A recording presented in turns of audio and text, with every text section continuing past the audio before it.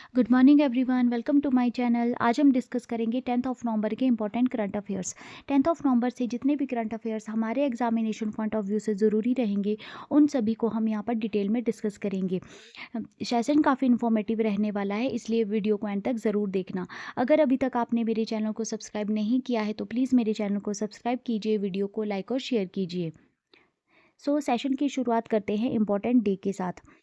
World radiography day. हर साल 8 नवंबर को हम ऑब्जर्व करते हैं वर्ल्ड रेडियोग्राफी डे। इस दिन विल्हेम कॉनराड रोएंटन ने 1895 में एक्सरे की डिस्कवरी की थी।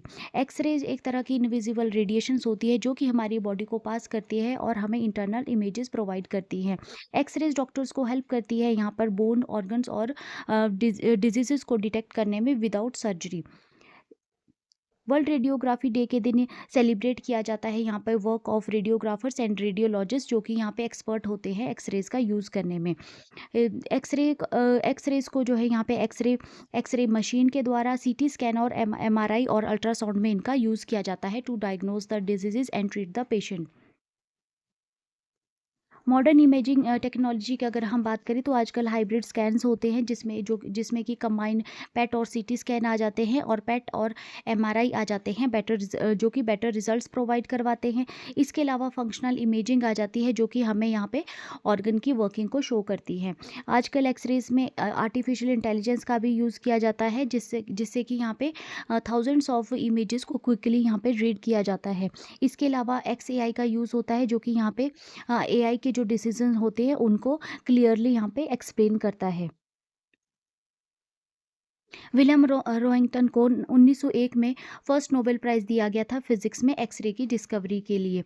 वर्ल्ड रेडियोग्राफी डे को जो है स्टार्ट किया गया था international society of radiographers and radiologist technologist के द्वारा 2007 में। Next important day is national legal services day. 9 नवंबर को हम हर साल ऑब्जर्व करते हैं नेशनल लीगल सर्विसेज डे। इस दिन को कॉमेमोरेट किया जाता है लीगल सर्विसेज अथॉरिटी एक्ट, जो कि 1987 में जो है वो बनाया गया था। इस दिन जो है 9 नवंबर 1995 को इसको जो है वो एनफोर्स किया गया था। Free legal aid for all specially disadvantages जो हमारा सेक्शन होता है, उसके लिए 9 नवंबर 1995 को इस दिन को जो है वो एनफोर्स किया गया था। नेशनल लीगल सर्विसेज एक्ट की अगर हम बात करें तो इसके तहत जो है यहाँ पे 3 टायर लीगल एड सिस्टम को स्टार्ट किया गया, जिसमें कि आ जाते हैं नालसा, स्टेट अथॉरिटीज़ और डिस्ट्रिक्ट अथॉरिटीज़। नालसा को हेड करते हैं chief justice of India. State authorities को यहाँ पे लीड किया जाता है रिस्पेक्टिव हाई कोर्ट के जो चीफ जस्टिस होते हैं। इसके अलावा जो डिस्ट्रिक्ट अथॉरिटीज़ होती है उनको मैनेज करते हैं डिस्ट्रिक्ट जजेस। फंडिंग की अगर हम बात करें तो नालसा की फंडिंग होती है सेंट्रल गवर्नमेंट के थ्रू। स्टेट जो अथॉरिटीज़ है वो उसकी फंडिंग होती है सेंट्रल और स्टेट कंट्रीब्यूशन के थ्रू, और जो डिस्ट्रिक्ट अथॉरिटीज़ होती है उनकी फंडिंग होती है स्टेट, और जो डोनर्स होते हैं वो यहाँ पे फंडिंग कंट्रीब्यूट करते हैं डिस्ट्रिक्ट अथॉरिटीज़ के लिए। Uttarakhand foundation day. 9 नवंबर को हम ऑब्जर्व करते हैं उत्तराखंड फाउंडेशन डे। उत्तराखंड को क्रिएट किया गया था 9 नवंबर 2000 को उत्तर प्रदेश से सेपरेट करके बेटर सर्विसेज प्रोवाइड करवाने के लिए हिली एरियाज़ के लोगों को। उत्तराखंड का जो पहले नाम था, उत्तराखंड को पहले उत्तरांचल के नाम से जाना जाता था। 2007 में इसको जो है रीनेम किया गया as Uttarakhand.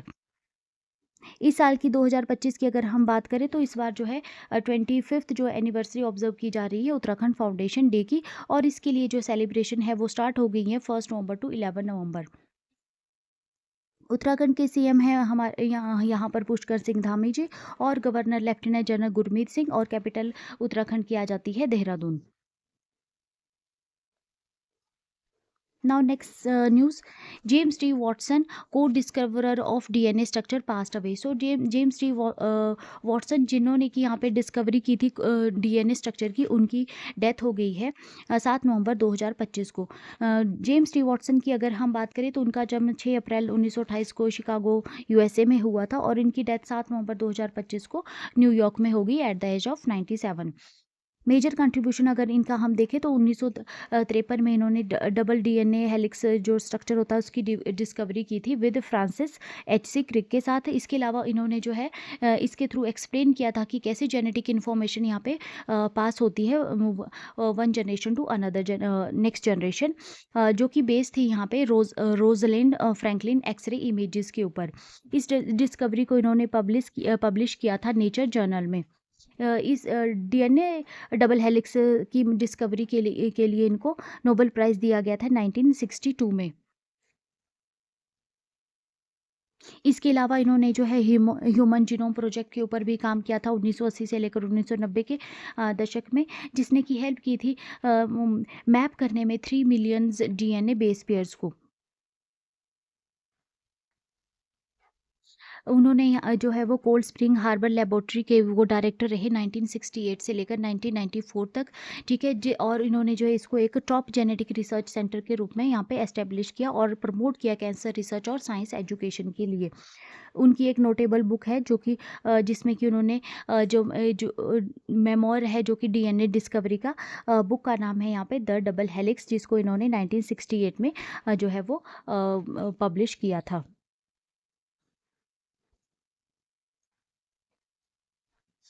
Now, next news is regarding India's first made in India cancer cell therapy, next CAR-19। नवंबर 2025 हमारे प्राइम मिनिस्टर नरेंद्र मोदी जी ने यहाँ पे लॉन्च किया है next CAR-19 at the emerging science technology and innovation conclave के दौरान न्यू दिल्ली में। ये जो है इंडिया की first totally developed CAR T cell therapy है, जो कि एक मेजर स्टेप रहेगा कैंसर ट्रीटमेंट में एंड बायोटेक्नोलॉजी में। CAR टी सेल थेरेपी की अगर हम बात करें तो इसमें CAR स्टैंड करता है चिमेरिक एंटीजन रिसेप्टर को, और जो टी सेल्स होते हैं ये एक तरह के वाइट ब्लड सेल्स होते हैं जो कि इन्फेक्शन से फाइट करते हैं। इसकी अगर हम वर्किंग की बात करें, जो टी सेल्स यहाँ पे होंगे वो टी सेल्स को यहाँ पे कलेक्ट किया जाएगा पेशेंट के ब्लड से, उनको जो है लैब में मॉडिफाई किया जाएगा और यहाँ पे रिकॉग्नाइज किया जाएगा कैंसर सेल्स को। इसके बाद जो इनको मल्टीप्लाई किया जाएगा मिलियंस सेल्स में, और बाद में जो है इनको इन्फ्यूज़ किया जाएगा पेशेंट में to destroy the cancer cell. Next CAR-19 की अगर हम बात करें तो ये यहाँ पे ट्रीट कर सकता है ल्यूकेमिया यानी कि ब्लड कैंसर को, और लिम्फोमा यानी कि लिम्फ सिस्टम में जो हमारे कैंसर होता है उसको यहाँ पे ये ट्रीट कर पाएगा नेक्स्ट CAR-19। इससे जो है हेल्प मिलेगी पेशेंट्स को, जो है वो पेशेंट्स को कैंसर की ट्रीटमेंट के लिए, जो उन पेशेंट्स को जो कि कैंसर का जो ट्रीटमेंट है लाइक कीमोथेरेपी उसके लिए रिस्पॉन्ड नहीं करते हैं, स्पेशली उन पेशेंट्स को यहाँ पे इस डिस्कवरी से फ़ायदा हो सकता है। इम्पोर्टेंस अगर हम नेक्स्ट CAR-19 की इंडिया में देखें तो ये first time made in India रहेगी, और इसके अलावा जो है ये यहाँ पे चीपर रहेगी अदर देन जो हमारे पास फॉरेन जो ट्रीटमेंट्स रहते हैं उनसे। यहाँ पे ये थोड़ा सा चीपर रहेगा इंडियन पेशेंट्स के लिए। इसको जो है डेवलप किया गया है इम्यूनो एसीटी यानी कि इम्यूनो एडवांस सेल थेरेपी, जो कि एक स्टार्टअप है IIT बॉम्बे का। और इसके अलावा जो है टाटा मेमोरियल हॉस्पिटल, जो कि इंडिया का लीडिंग कैंसर केयर सेंटर है, इसको सपोर्ट किया गया है डिपार्टमेंट ऑफ बायोटेक्नोलॉजी और BIRAC यानी biotechnology industry research assistance council के द्वारा। इस डिस्कवरी के साथ ही इंडिया ने जो यहाँ पे ज्वाइन कर लिया है US और चाइना को एडवांस कैंसर थेरेपी में। इससे जो हमारे जो पेशेंट्स होंगे उनको यहाँ पे जो है पर्सनलाइज्ड ट्रीटमेंट लोअर कॉस्ट में इंडिया में ही अवेलेबल करवाया जा सकेगा।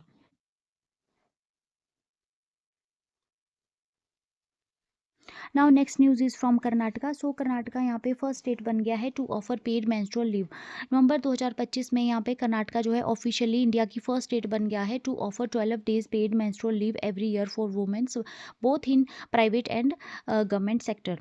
यहाँ पे जो है कर्नाटका गवर्नमेंट हर महीने जो है एक पेड लीव जो होगी वो यहाँ पे ऑफर करेगी फीमेल एम्प्लॉयज़ के लिए सभी सेक्टर्स में।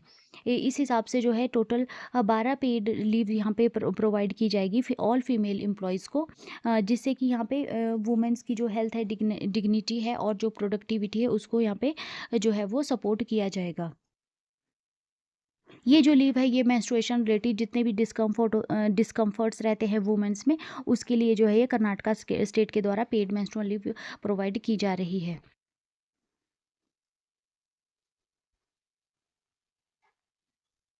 Now next news is from China. So China launches third aircraft carrier Fujian with cutting edge technology. So China ने यहाँ पे ऑफिशियली कमीशन कर दिया है अपना थर्ड एयरक्राफ्ट कैरियर जिसका नाम है फुजियान। ठीक है, ये मोस्ट एडवांस वारशिप रहेगा चाइना नेवी का अब तक का मोस्ट एडवांस ये वॉरशिप रहने वाला है। फुजियान के अगर हम स्पेशल फीचर देखें तो ये जो है फर्स्ट फ्लैट डेक कैरियर है चाइना में, जो कि सपोर्ट करता है यहाँ पे बेटर लॉन्चिंग और लैंडिंग एयरक्राफ्ट्स की। इसमें जो है यूज़ किया गया है EMALS का, यानी कि इलेक्ट्रोमैग्नेटिक एयरक्राफ्ट लॉन्च सिस्टम का, जो कि एक मॉडर्न टेक्निक है जो हेल्प करती है लॉन्च करने में प्लेन्स को फास्टर और स्मूदर। इसके अलावा जो है इसमें इलेक्ट्रोमैग्नेटिक अरेस्टिंग गियर्स और इलेक्ट्रिक प्रोपल्शंस का यूज़ किया गया है। डिस्प्लेसमेंट की अगर हम बात करें तो अराउंड 80,000 टन जो है इसमें डिस्प्लेसमेंट है, जो कि लार्जेस्ट रहेगा अभी तक का चाइना फ्लीट्स में। इलेक्ट्रोमैग्नेटिक एयरक्राफ्ट लॉन्च सिस्टम जो है ये रिप्लेस करेगा ओल्ड स्टीम कैटाप्यूलेट्स को और ऑफर करेगा यहाँ पे smooth acceleration of aircraft, faster launch time और less damage to aircrafts. Fujian जो है वो चाइना जो फुजियान को यहाँ पर डिप्लॉय कर सकता है ताइवान स्टेट में, साउथ चाइना सी में और इंडियन ओशियन रीजन में जो है फुजियान को चाइना के द्वारा डिप्लॉय किया जा सकता है।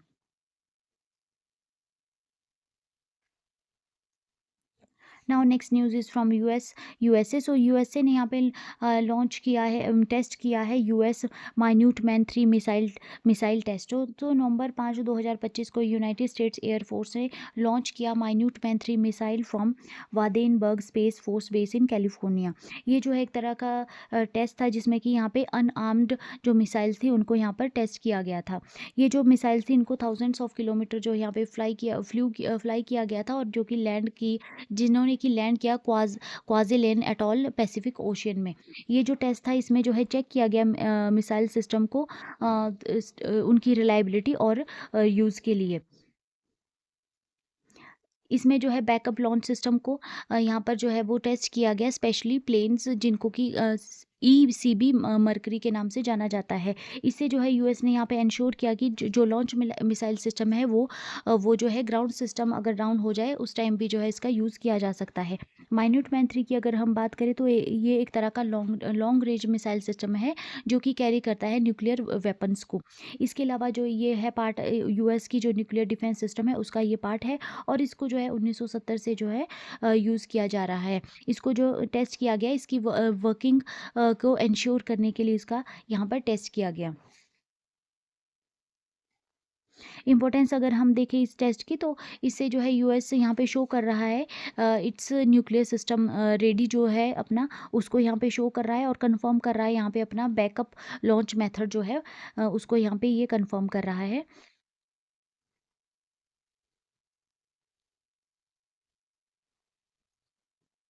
Now next news is from Google. So Google projects Snack sun catcher AI data center in space. So Google ने यहाँ पे जो है अनाउंस किया है प्रोजेक्ट सन कैचर, जो कि एक जो कि जिसके थ्रू जो है यहाँ पे गूगल बिल्ड करेगा AI डाटा सेंटर स्पेस में यूजिंग सोलर पावर सैटेलाइट्स। ये जो सैटेलाइट्स है ये कैरी करेगी AI चिप्स को और यहाँ पे वर्क करेगी to process the data while orbiting earth.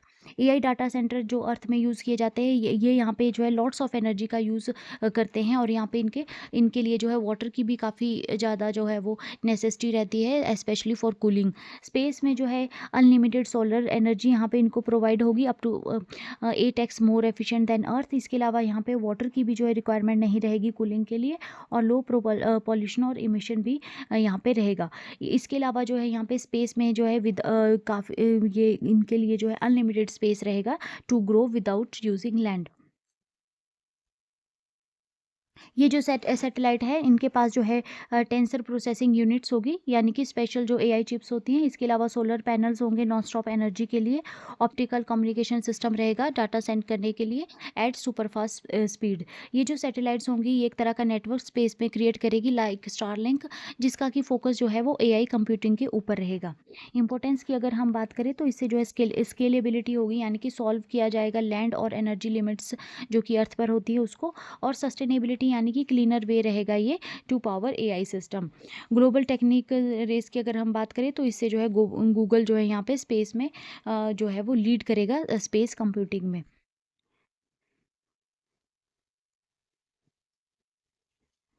Now next news is from Nauradehi wild life sanctuary. So Nauradehi wild life sanctuary जो है इंडिया की थर्ड चीता साइट यहाँ पे जो है वो बनने जा रही है। नौरा देही वाइल्ड लाइफ सेंचुरी की अगर हम बात करें तो ये मध्य प्रदेश में है और इसको जो है ऑफिशियली यहाँ पे प्रिपेयर किया जा रहा है एज अ इंडियाज़ थर्ड चीता री इंट्रोडक्शन साइट। ठीक है। नौरादेवी वाइल्ड लाइफ सेंचुरी जो है ये मध्य प्रदेश में लोकेटेड है और इसको जो है वो 1975 में यहाँ पे वाइल्ड लाइफ सेंचुरी डिक्लेयर किया गया था और ये लार्जेस्ट सेंचुरी रहेगी मध्य प्रदेश की, जिसका कि स्पेनिंग एरिया है 1197 स्क्वायर किलोमीटर।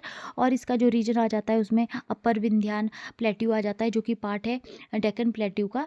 डेक्कन पेनिनसुला जो बायो जियोग्राफिक जोन है। इसके अलावा जो ये वाइल्ड लाइफ सेंचुरी है ये एक तरह का वाइल्ड लाइफ कॉरिडोर है पन्ना टाइगर रिजर्व और सतपुड़ा टाइगर रिजर्व में। इसके अलावा ये इनडायरेक्टली यहाँ पे कनेक्ट करता है बांधवगढ़ टाइगर रिजर्व को via Rani Durgavati wild life sanctuary के थ्रू। कूनो और गांधी सागर जो है उस जो कि प्रीडेटर फ्री है। सो नौरा देही यहाँ पे ऑलरेडी होस्ट कर रही है टाइगर्स और जो अदर कार्निवोर्स हैं वो भी जो है इस जो है वो वाइल्ड लाइफ सेंचुरी में को एग्जिस्ट करेंगे। यहाँ पे चीताज इनके साथ टाइगर्स और अदर जो कार्निवोरस होंगे उनके साथ जो है चीताज होंगे वो यहाँ पे जो है वो को एग्जिस्ट करेंगे।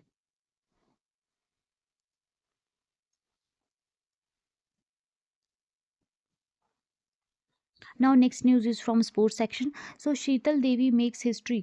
सो शीतल देवी यहाँ पे जो है वो सिलेक्ट हो गई हैं यहाँ पे जूनियर एशिया कप स्टेज 3 के लिए जो कि जेदाह में खेली जाएगी 7 नवंबर 2025 को। यहाँ पे जो है शीतल देवी को जो कि इंडिया की एबल्ड बॉडीड जूनियर आर्चर है उनको जो है यहाँ पे सिलेक्ट कर लिया गया है एशिया कप स्टेज 3 के लिए। पैरा आर्चर है वो इंडिया की जो कि बॉर्न हुई है विदाउट आर्म्स। इसके अलावा उन्होंने जो है शीतल देवी ने ट्रेनिंग जो अपनी पूरी की थी वो ली थी उन्होंने Shri Mata Vaishno Devi shrine board sports complex Katra से। इसके अलावा जो है Sheetal Devi first female armless world champion रही है पैरा आर्चरी में। ठीक है। इसके अलावा उन्होंने कम्पीट किया है यहाँ पे 2024 का पैरा ओलंपिक गेम्स पेरिस में। इसके अलावा जो है अब शीतल देवी को जो है यहाँ पे चूज़ कर लिया गया है एशिया कप के लिए। सो वो फर्स्ट एवर इंडियन यहाँ पे पैरा एथलीट रहेंगी।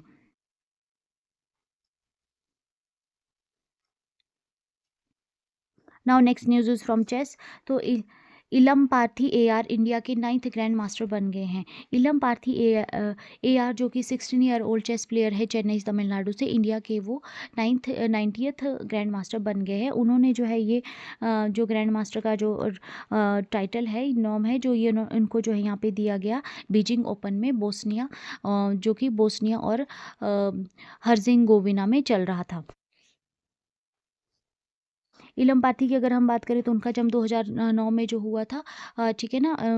इलम पार्थी एक जो है चेस प्रोडिगी है जिनको कि ट्रेन किया गया है ग्रैंड मास्टर श्याम सुंदरम के द्वारा। इसके अलावा जो है वो उन्होंने यहाँ पे जो कई इंटरनेशनल टूर्नामेंट्स भी यहाँ पे अपने नाम किए हैं। 2002 में डच जो ग्रैंड मास्टर रहे अनीश गिरी उन्होंने उनको जो है यहाँ पे अपनी प्राइज मनी जो है डोनेट की थी टू सपोर्ट इलम पार्थीज ट्रेनिंग। ठीक है ना। जिससे कि यहाँ पे शो होता है global recognition of his talent. Importance अगर हम देखें तो इलम पार्थी की जो सक्सेस है ये ऐड करेगी तमिलनाडु का जो स्ट्रॉन्ग चेस लीगेसी है उसमें एक तरह का एडिशन है और ये इंस्पायर करेगा यहाँ पे यंग प्लेयर्स को across India to play chess. इससे अलावा जो है जो ये जर्नी है इसमें जो है उनकी जो पावर ऑफ हार्ड वर्क है मेंटरशिप है और जो अर्ली सपोर्ट रहता है इसको यहाँ पे जो है शोकेस जो है वो होता है।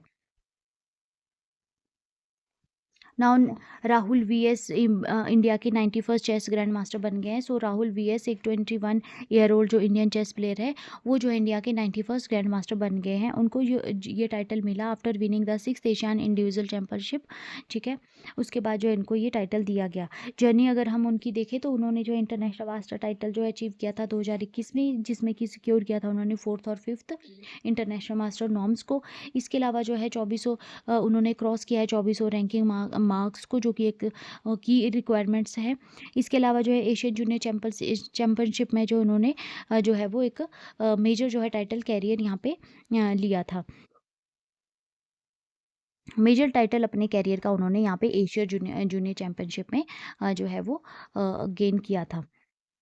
ग्रैंड मास्टर की अगर हम बात करें तो ये हाईएस्ट टाइटल रहता है चेस में, जिसको कि अवार्ड किया जाता है FIDE के द्वारा, वर्ल्ड चेस फेडरेशन के द्वारा। और इसके लिए जो है रिक्वायरमेंट रहती है जिसमें अचीव करना पड़ता है 3 ग्रैंड मास्टर नॉर्म्स को इन टॉप लेवल टूर्नामेंट्स। इसके अलावा जो है यहाँ पे जो है वो रेटिंग 2500 और उससे ज़्यादा यहाँ पे रेटिंग होनी चाहिए।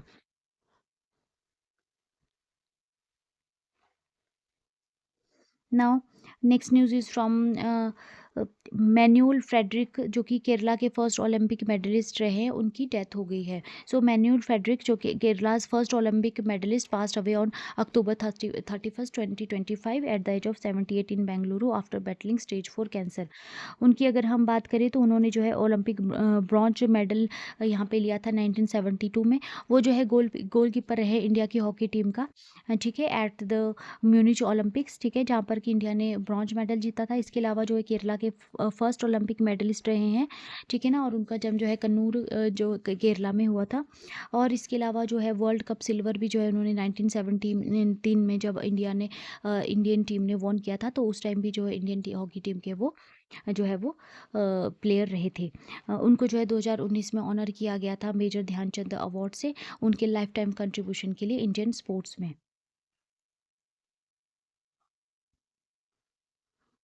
उनको जो है निकनेम दिया गया था the ghost and the tiger by his fans for his fearless styles के लिए जो है उनको द घोस्ट और द टाइगर का जो है वो निकनेम दिया गया था।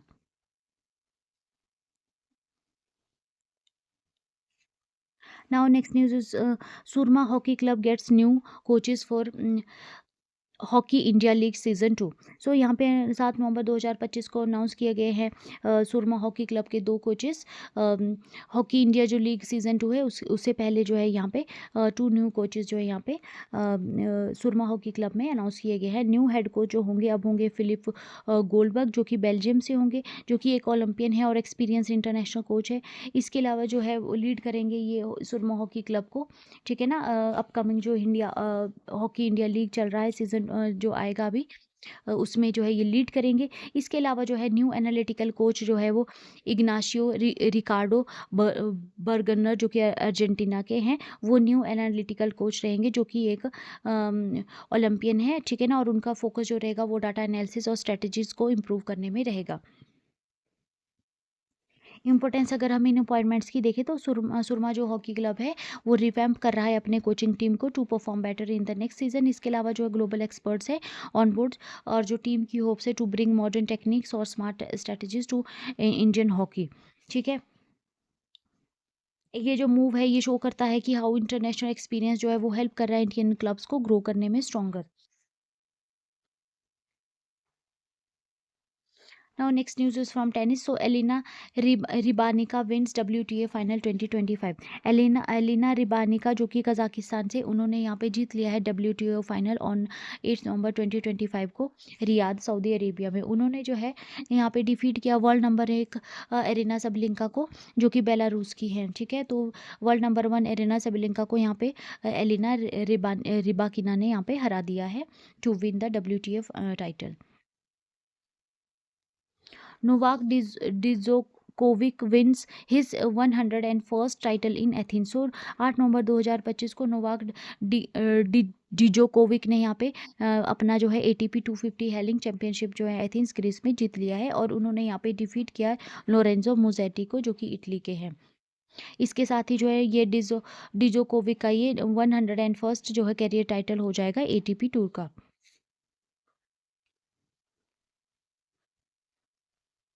Now Ryan William join Indian football team camp. So Ryan William, जो कि एक 32 ईयर ओल्ड फॉरवर्ड प्लेयर हैं पर्थ ऑस्ट्रेलिया से, उन्होंने ऑफिशियली यहाँ पे ज्वाइन कर लिया है इंडियन नेशनल फुटबॉल टीम को, ठीक है। आफ्टर जो है अपनी ऑस्ट्रेलियन जो उनका पासपोर्ट है उनको जो है यहाँ पे त्यागने के बाद जो है वो इंडियन सिटीजन यहाँ पे बन गए हैं।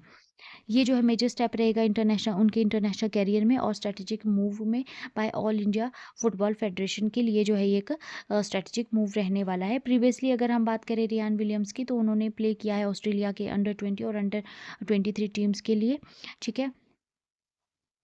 और इसके अलावा जो है उन्होंने यहाँ पे एक सीनियर अपीयरेंस यहाँ पे फ्रेंडली शो की थी 2019 में। यहाँ पे इन्होंने एक सीनियर अपीयरेंस दी थी 2019 में। अब जो है उन्होंने अपनी जो ऑस्ट्रेलियन सिटीजनशिप है उसको जो है ना रेलिंक्विश कर दिया है और यहाँ पे उन्होंने जो है इंडियन जो है वो सिटीजनशिप ले ली है। अब जो है वो ज्वाइन करेंगे इंडियन नेशनल टीम को और इंडियन नेशनल टीम का जो ट्रेनिंग कैंप चल रहा है बेंगलुरु में under head coach Khalid Jamil के अंडर।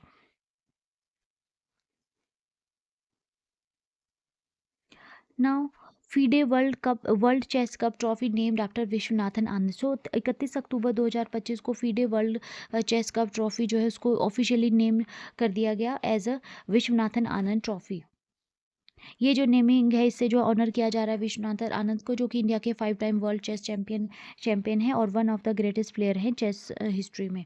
ये जो है अनाउंसमेंट है ये पणजी गोवा में की गई during the opening ceremony of FIDE world chess cup 2025 के दौरान जो है ये अनाउंसमेंट की गई। सो फ्रेंड्स, इसके साथ ही आज का हमारा ये सेशन कंप्लीट होता है। अब हम डिस्कस कर लेते हैं one liner important question answers.